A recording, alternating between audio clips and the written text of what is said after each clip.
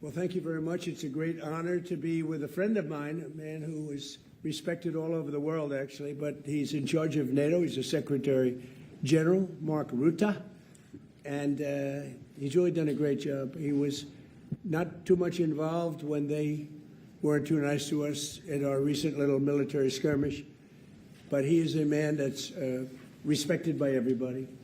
And Mark, maybe you'd like to say a few words. Absolutely. And a few things I want to share with the media, with you being here present. And it's about your leadership. First of all, about Iran. I really want to make clear how important it is what you are doing on Iran. This is, first of all, about the nuclear capability Iran was basically getting its hands on. And that would have been a threat to the region. It would have been a threat to the whole world. This is a country which is exporting chaos. It is exporting terrorism. And they were very near to getting their hands on the nuclear capability. You have seen last week with the G7, all the leaders in the G7 applauding the fact that this nuclear capability has been degraded. This is extremely important. And I just want to make this clear, because sometimes people think, why was this whole Iran thing going on? This is about security, about safety. This is the leader of the free world taking responsibility beyond the shores of the United States for the rest of the world. And this is what you did. I know there have been debates about whether your allies in Europe were with you enough. I just want to say one thing, which is sometimes... Yeah, but let me say one thing, which is, I know you think that, but let me...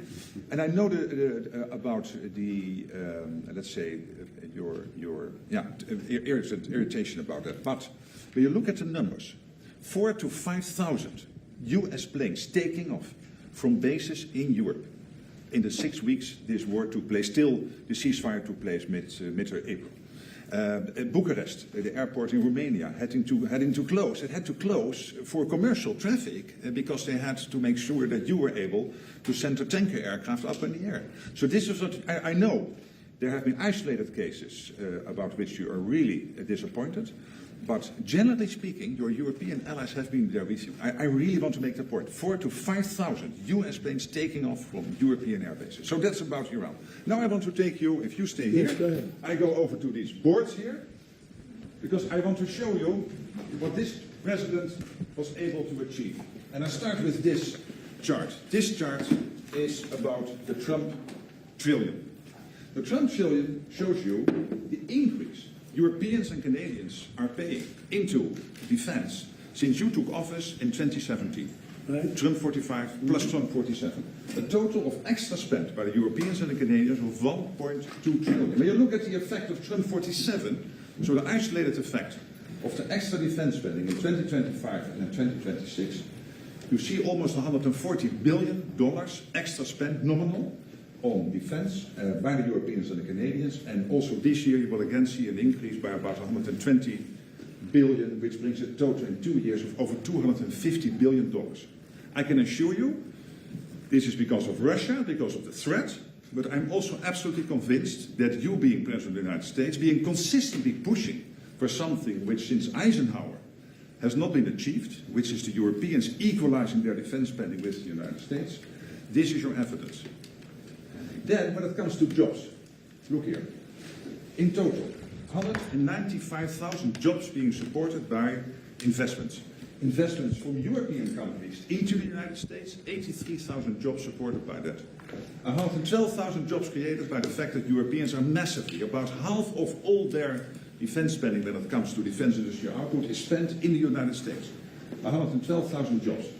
Last year, they spent $54 billion on US defense industrial output. There is now an order catalog, an order backlog of $300 billion.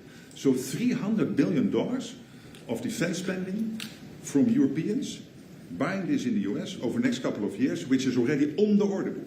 Last year, $54 billion, a total now order book of $300 billion, totally almost 200,000. These are real jobs, real people. Like you had yesterday when you spoke in Pennsylvania, the people behind you.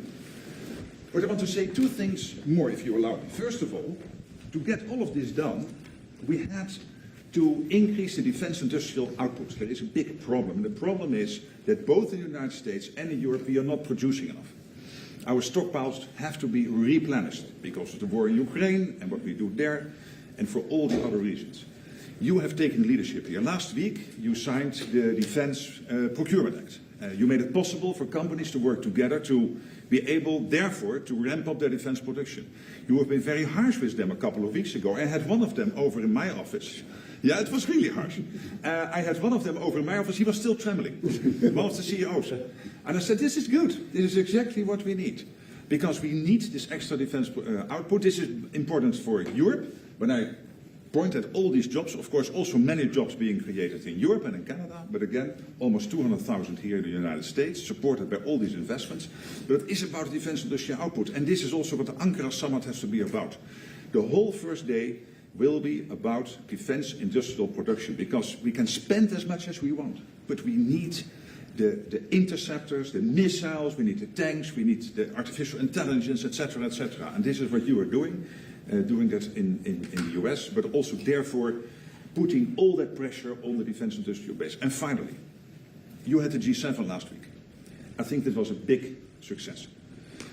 What you've seen there is that, yes, you are President of the United States, but I want to make this point. For me, you are first of all the leader of the free world. In 2 weeks in Ankara, you will have not 7 countries, you will have 42 countries, the 32 allies, US and the other 31, but also 9 or 10 other countries from the Middle East, from the Indo-Pacific. And they want to hear your lead.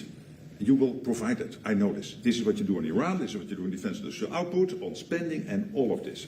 You being leader of the free world, and now we see it with Ukraine, the fact that Ukraine stays strong in the fight, that you still provide all the stuff they need, paid for by European and Canadian allies, fair enough, but very important for them to stay in the fight and all the other things the United States is doing.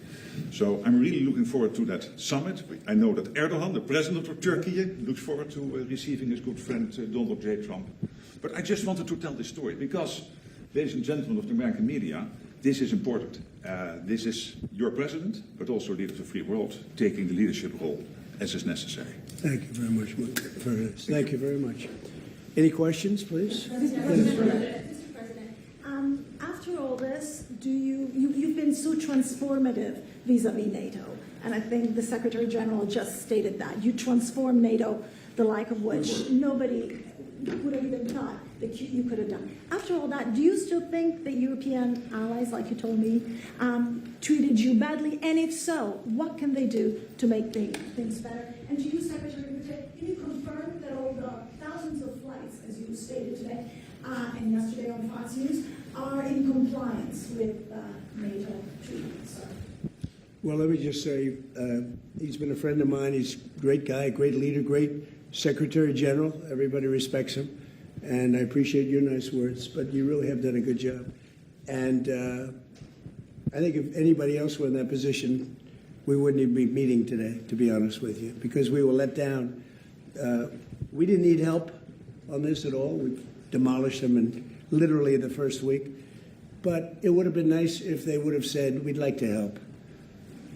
We didn't even need it, but it would have been nice if they said that. They didn't say it. But as Secretary General, and he's the boss of the whole operation, he was, I believe if I would have called him, and I didn't bother doing that because I was doing individual countries just to take the temperature and see how they were doing. But I think if I would have called him, he probably would have found a way to help if we needed it. I feel, would have been a little bit different. But I was disappointed. I was disappointed with Italy. I was disappointed with the UK. He's now gone. And, he had a lot of problems. But we were disappointed with the UK. We were disappointed with Germany and France. We were disappointed with most of them. Spain is a horror show. Spain is terrible, even from your standpoint. I mean, they don't want to pay anything. They think they're in for a free ride. Spain is not a good group. Not a good group at all. But I have great respect for this man. And so we're going to be discussing what took place, and we'll see what happens. Thank you. Good question. Can I answer to your Yeah, second question? Because I don't have many disagreements with the President of the United States. Here I have slightly, because I do agree there is reason for disappointment, absolutely. But my argument is this. These are isolated cases. When you look at the overall, take for example Germany. From day one, they delivered on their these are bilateral commitments, a bit of the techniques of this, but the technology, but these are bilateral commitments these countries are having with the United States, so this is not, strictly speaking, NATO. with bilateral commitments. They all did what they promised to do. And this led to between 4,000 and 5,000 US planes taking off from Europe. I would argue it would have been very difficult to do Iran without having Europe as a power projection platform for the United States. Delivered, but again, he's right. There is also reason for disappointment. It is a mixed bag. Well, the big question is, are they paying the 5%? They agreed 6 months ago when we were together to pay 5%, and for the most part, they're not paying. Well, when you look at the numbers, take, for example, Germany. So we agreed they get a couple of years to get there because you cannot spend it in 1 year because you have an absorption problem. But Germany, for example, You can't. Germany is doubling its defense spending between 2021 and 2029. They will spend over 150 billion by 2029, which is staggering, more than the French and the Brits combined even. Take the Dutch, and Poland and the Baltics already there, countries like Denmark really stepping up, so and the Nordics. So it's a bit of a mixed bag, but most of them are doing it, and the alliance is so much stronger because of this man. Please, yellow dress. Thank you, Beth Turner from GB News. You mentioned that our Prime Minister has got one foot out the door. The new guy's coming in, Andy Burnham. What do you know about him, Mr. President? And what does he need to do to improve the relationship between our two countries? The new incoming Prime Minister, Andy Burnham. I don't know anything. I see that he was, I guess, the mayor of a town. I hear he's extremely liberal. Extremely. So that means he probably won't open up the North Sea. You know, I gave Keir Starmer some pretty good advice. I said, open up the North Sea. Go to Aberdeen, which was the hottest city in the whole continent. It was the oil city. It was the oil of Europe. And they closed everything. It was terrible. I saw it before my eyes, and I couldn't believe it. The North Sea is loaded. I have had every oil company come to see me. Sir, could you give us access to the UK? We would do anything to drill in the North Sea. And they haven't even found what's there. The amazing thing is they buy their oil from Norway, which gets the oil from the North Sea. Think of it. And they pay a big premium. Norway's got now $2 trillion in the bank, and UK is dying. So they should open up the North Sea. It's an easy one. And a lot of good things are going to happen. It's among the greatest fields in the world. Peter? President Trump, great night for Democratic Socialist candidates last night. In the New York primaries, they swept and knocked out 2 incumbents. You're from New York. Why do you think it is that now the endorsement of Zohran Mamdani means more than the endorsement of Hakeem Jeffries? Well, they're going radical left. They're going really, you talk about the Democrat socialists. It's really communist. These people. I watched that woman last night. That's not a socialist. I know socialists. That woman is a communist. And you know what they don't say is that I was 16-0 last night. But mine were a little more boring, a little more mainstream. They were Republican conservatives, but we were 16-0. And if you look over the last 2.5 years, we're about 347 and just about 0. That's pretty good. But nobody writes that. But he picked 3. They won. They beat a guy named Dan Goldman, who's, a loser. He was one of my prosecutors, one of my many prosecutors that they used on me. Dan Goldman, not a good prosecutor, fortunately, but he's now looking for a job. I was very surprised to see, because he's a pretty liberal guy. When they go more liberal than Dan Goldman, they're really into Never, Never Land. Does this tell you that the Democratic Party's 2028 nominee will likely be, or could likely be, a Democratic socialist? Well, it should make it easier for Republicans, because most of the nation is composed of sane people. They don't want to... if you look throughout history, go back thousands of years, you've always had socialism and communism by different names. It's never, ever worked. It's not going to work this time either. Yeah, please, go ahead. Thank you very much, sir. As a Turk myself, Whose phone is it? Don't worry about it. Who's calling you?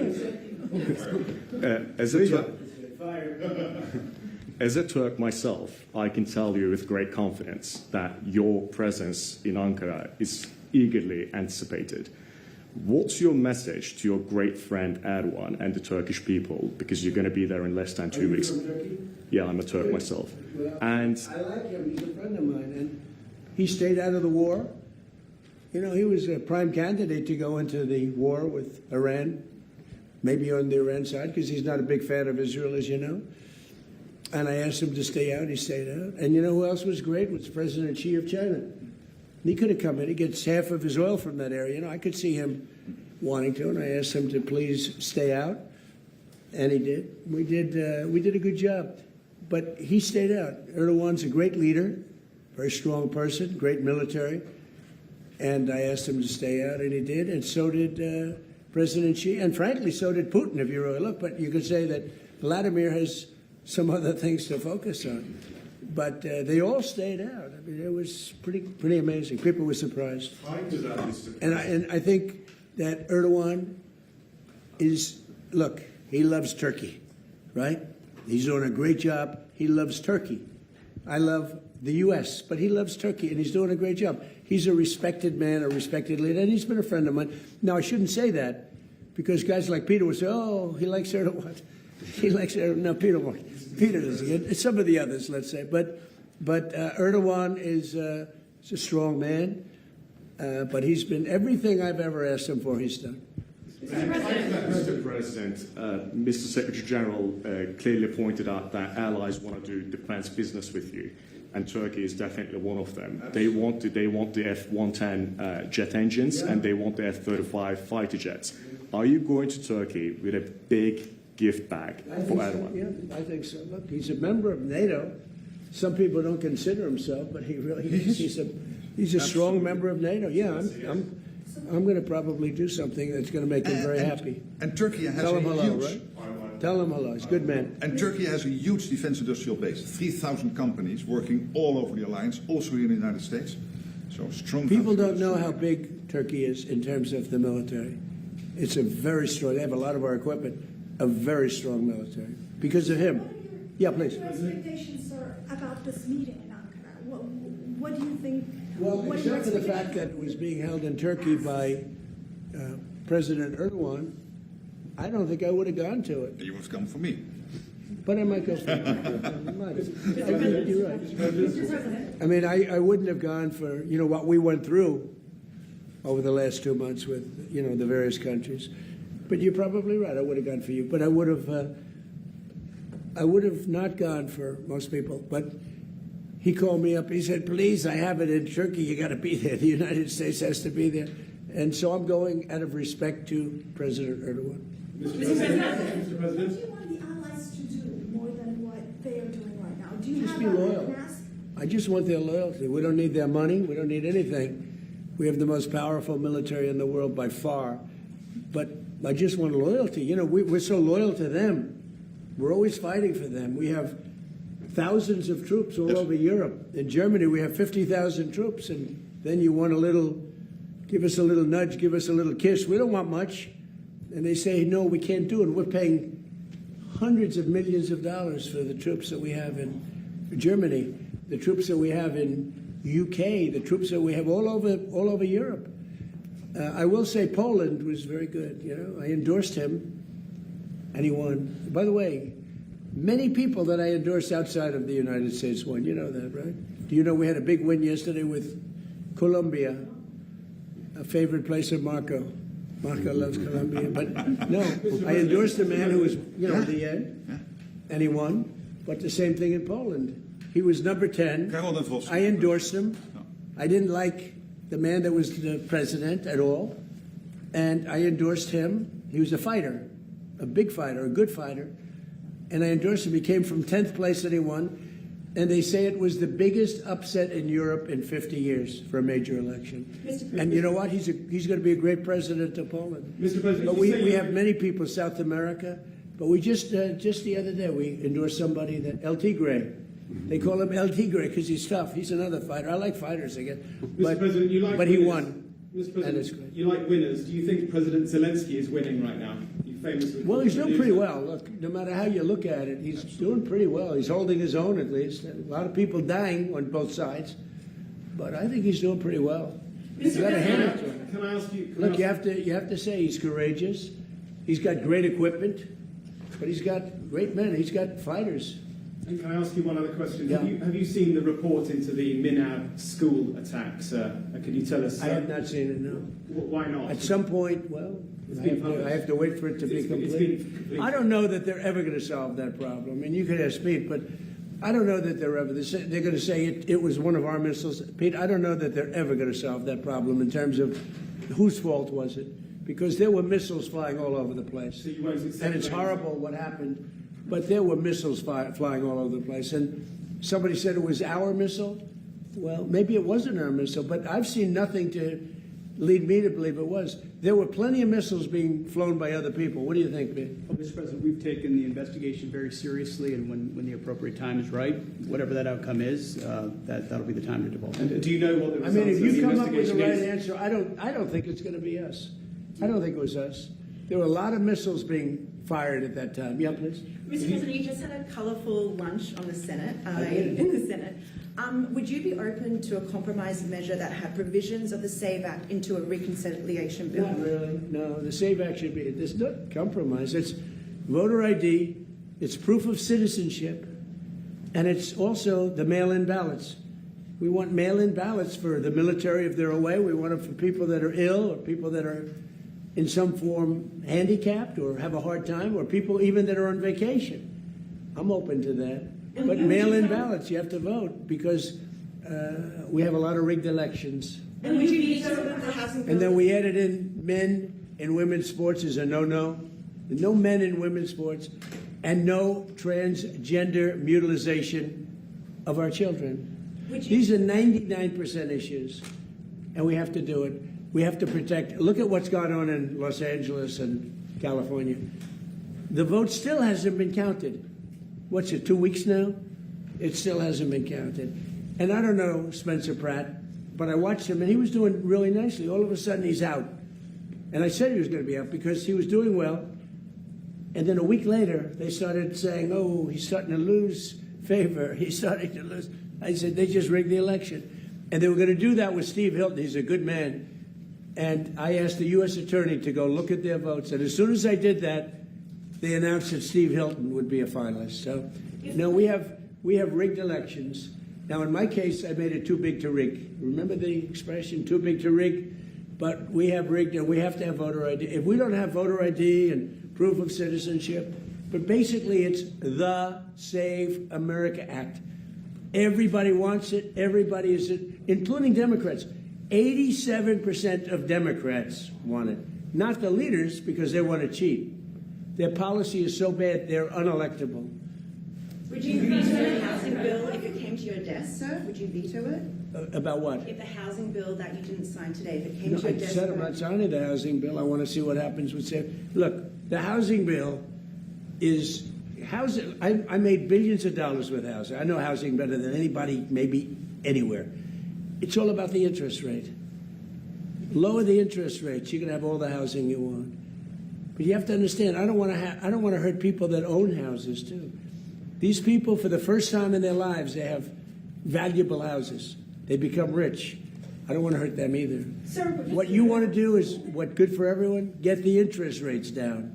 We have this numbskull that was the head of the Fed before, and he's a stupid person. And we call him too late because he was too late with the interest rates all the time.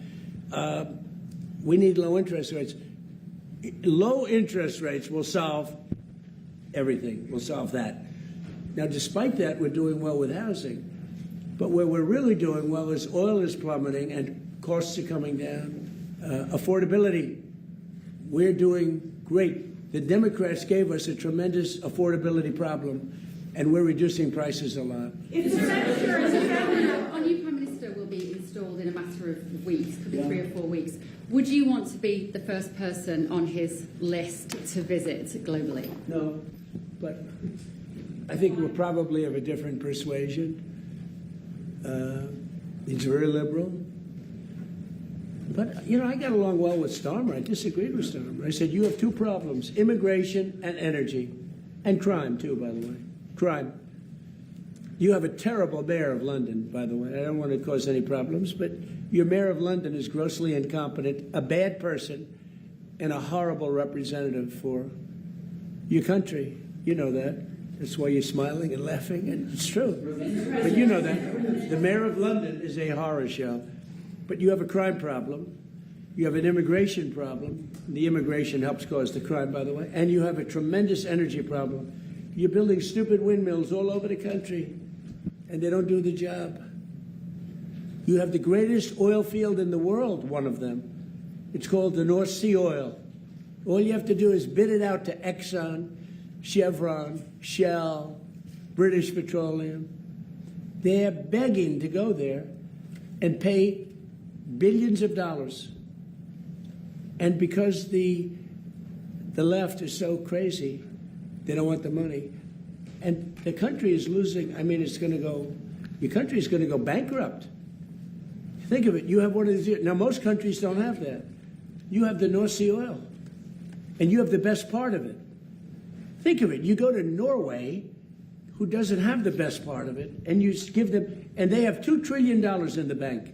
You know, they have $2 trillion, maybe more, because the UK pays them all this money and others. But you have one of the greatest fields. And I told this guy 15 times, and he wouldn't do it. I said, you're going to lose your prime ministership.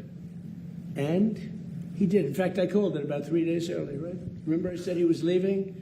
I wonder if that nudged him out. Mr. President, on Iran, sir, would you block a final Iran deal if it included any kind of fees on shipping or maritime activities? It would be unacceptable to me. Because we have numerous straits, and if you did that for them, you'd have to do it for other people. You have other straits. I wouldn't allow it there either. Yeah, it would be a game changer. And have you made progress on munitions building in Europe? That's obviously something. Yeah, we always make progress. Some of the countries that he represents are as good as him. He's great. They're lucky they have him. They're lucky they have that guy. And the production. Okay, behind you. How do you think that Congress voting to end the war with Iran, even in a non-binding way, impacts your negotiations with Iran? So we're doing great in our negotiations with Iran. Right in the middle of one of the key things, which we're going to get anyway, we have breaking news. The Senate has voted that they'd like Trump to stop the war. So Iran sees that and they go, what's that all about? Now, you know it's meaningless, right? But I had lunch with them. We had 4 Republican senators and all Democrats. You know, Democrats, they want to lose the war because they're stupid. That's why we call them Democrats, you know? I no longer use the E. I've changed the E into a U.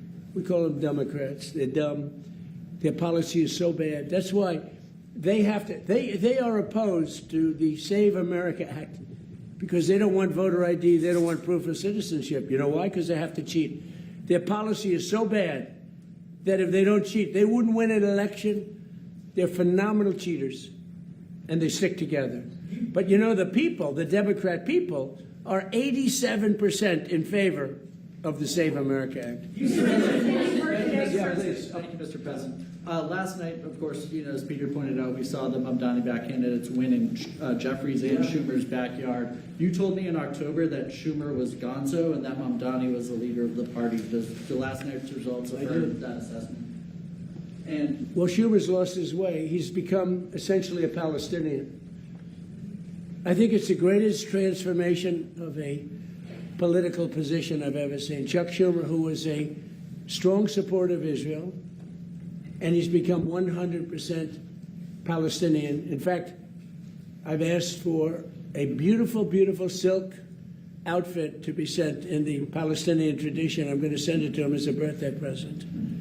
Now, it's the greatest transformation of a political ideology I've ever seen. Chuck Schumer is Jewish, and he was a strong supporter of Israel. Not that strong, because he let the Obama, even though he was opposed to it, he let the JCPOA get through. He could have fought that harder with Barack Hussein Obama. Have you heard of him? So, but Chuck Schumer's a Palestinian now. Sad. And Yeah, do please. Democrats have a problem on their hands now that, Obama and Mamdani, they're two true leaders, neither of them can run for president in 28? Well, Mamdani was here, as you know, twice. And he's a very nice guy. He's a charming guy, good-looking guy. We talk, but you can't raise taxes on people where you force them to leave your state or your city, and they're leaving and they're going to Florida. Most of them are going down to Palm Beach and Miami. They're just leaving, and they pay 90% of your taxes. And I keep wondering, how are you going to do this? Every day you read about somebody that's leaving for Florida, mostly Florida, and other places, but they're leaving. You can't put estate taxes on that are so high that when a loving father or mother dies and they leave it to their beautiful child, the child is supposed to pay 50% tax. That's on top of federal tax, right? So basically you're leaving them nothing. What you're doing is you could be liberal, you could be anything. It's common sense. You're forcing people to leave. And these are the people that pay the taxes. They pay 90% of the taxes, and they're leaving New York, and they're leaving California too. Yeah, please. Yeah, thank you very much, Mr. President. You said yes to the jet engines, but you're a very direct, very straightforward, no-nonsense man, as you're known in Turkey as well. What needs to happen for the F-35 deal to be finalized? What do you need to see? Why don't you answer that question, JD? I want to give you an easy one. Okay, That's an thank you, easy sir. one. He's done a great job over there, by the way. Well, I know that Pete and the entire team are reviewing this right now because there are certain things that we have to certify that have happened in order to comply with American law. The president has asked us to do that. We're running the traps and confirming that's happened. This is really a congressional thing and ensuring that Turkey has complied with American law so they can get the F-35s. And, of course, we'll announce that when we have We're going to work on that this. review complete. Yeah, we're going to work. Look, hey, he's a man he's a little controversial, but I am too. But I know him. I think he's a very good person. He's helped us a lot. Anytime I've helped, like as an example, I said, I'd love you to stay out of the war with Iran. That's a natural for him, right? He stayed out. I like him. A lot of times when they have a problem with Erdogan, they call me and they say, would you talk to him? They'll call me. They'll say, could you do me a favor and talk to him? You have a question in the back? No, yeah, in the back. I love your questions, but you asked it out. Thank you, Mr. President. Thank you, Mr. President. Earlier today, you instructed your Department of Justice to do an investigation for oil companies that you said gas prices were not coming down quick enough, and you are concerned that there is price gouging going on, taking advantage of the crisis. Sir, can you elaborate on that? So it's ExxonMobil, it's Chevron, it's Shell, it's BP, it's a lot of them. The gasoline or the oil prices have come down so much, and we are not seeing anything at the pump by comparison to what it should be. We should be, in my opinion, at $2.25 right now at the pump, and we're higher than that. And we are doing a big investigation on it. Yeah, they're not reducing the prices commensurate with what's happening. Look, we are sending out. Think of it: 19 million barrels came out yesterday. That is a flood. That's like a gusher. That's an oil gusher. And they should be much lower, the gasoline prices, which really is what people see more than anything else, but for their car. But the gasoline prices should be much lower at the pump. And the oil companies are possibly gouging. I hope they're not, otherwise they're going to be in big trouble. They're going to be in big trouble. We're not going to play games. Mr. President, have you spoken to them, sir? Have you spoken to the oil executive today about this? I told them, don't gouge our people. Mr. President, there's a report that you're going to present the World Cup at the front, like the final. I am. Well, I've been asked to by soccer, by football, by Johnny. Johnny's done a great job. By the way, how hot is this? And the Dutch are doing very well. How Have hot you is it? seen? You're doing well. We're Doing doing very well. Yeah. Maybe we'll play you in the finals. No, but how hot? And I'll have to beat it. How hot has it been? Yeah. It's been great. You know, they came to the United States, which isn't a big, as they would say, football, but we can't because it's too confusing. We say soccer, but it's not a very big at that. And This is the biggest they've ever had. They've never had anything like it. The numbers are bigger than any number, and there's great spirit. There's tremendous The Dutch spirit. King and Queen. I think Johnny has done a fantastic job. And yes, he has asked me to hand out the cup. And will the fencing around the reflecting pool be down by July 4th, or is that going to be? The pool? Yeah, is It's it- in great shape. No. Ready? Thugs.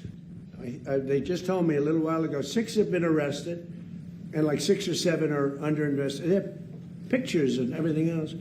They went to the bottom, and it's not a paint job. It's very expensive. It's not rubber, but it's like rubber.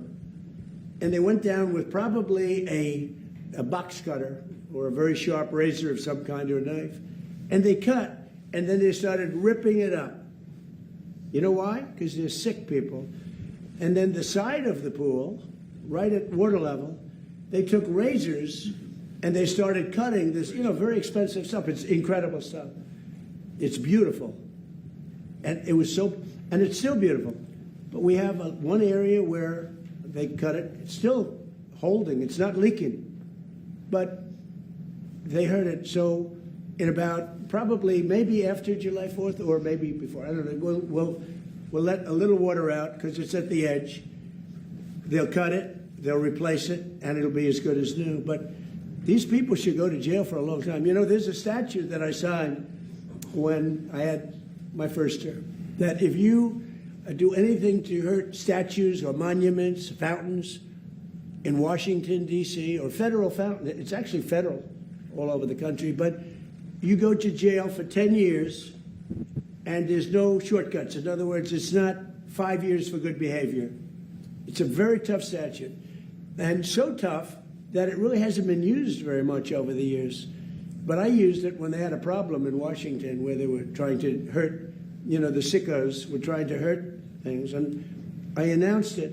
As soon as I announced it, read it, announced it, and I said 10 years for anybody, everybody dropped what they had, including ropes. They had ropes. They were tying ropes around Thomas Jefferson's head, Andrew Jackson right up there. They had a rope around his head on that incredible statue outside. As soon as I invoked it, everybody left. That's still in play. They could go to jail for 10 years. They better be careful. They have a gash on that beautiful pool. It's a reflecting one. This is a very expensive material. Then on top of it, we did a much bigger job than we said we were going to do because we did all the outer areas and everything else. We did a beautiful job.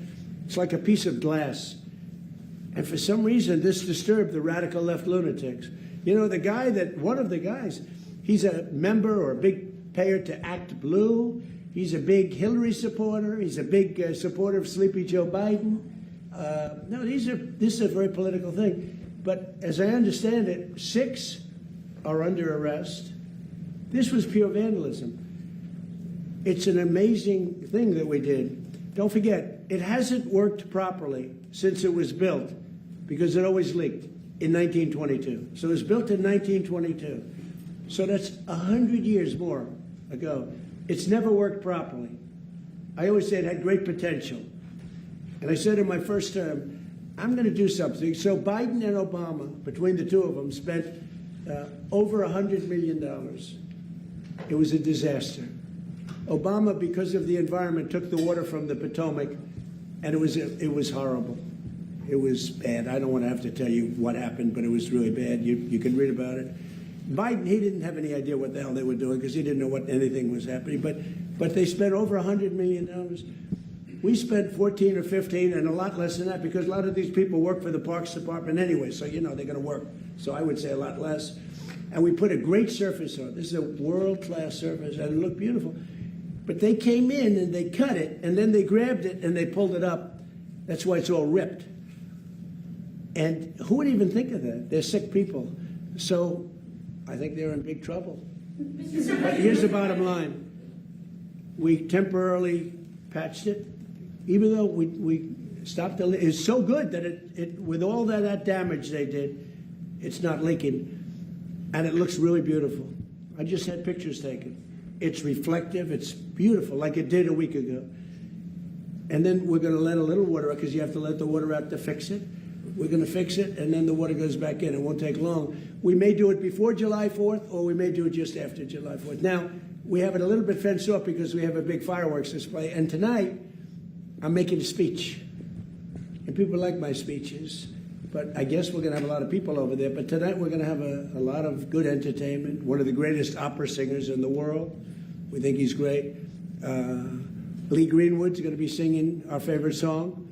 And we have a lot of great things. But I think I speak at about 7 o'clock tonight. So that's over at the mall. No, but the water looks great. But we will do the final fix-up. But just remember this. They took razor blades 350 feet. Coming from where he comes, they don't do that. They took, maybe a little bit. They took razor blades and knives, and they cut patches like that. 350 feet long. A lot of them are like a foot, a foot, a foot. They cut the lining. And there's pictures of the guy bending over. I don't know if anybody saw that, but there are pictures of the guy. And you say, who would do that? Maybe it's Trump derangement syndrome. You know, we fixed over 50 fountains and monuments in the city.